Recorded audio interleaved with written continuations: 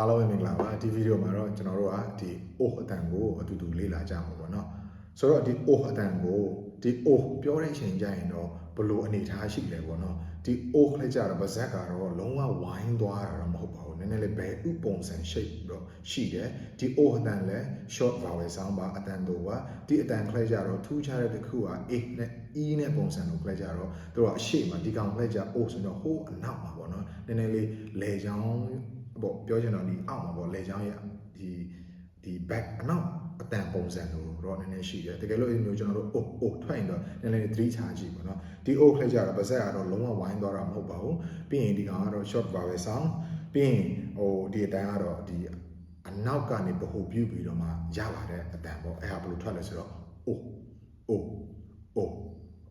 ဥမာအနေနဲ့ပြောရရင်တော့ဒီ book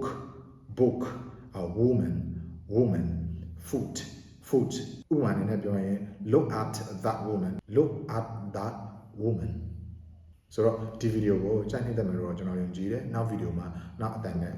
ပြန်လဲစောင့်ကြတာပေါ့နော်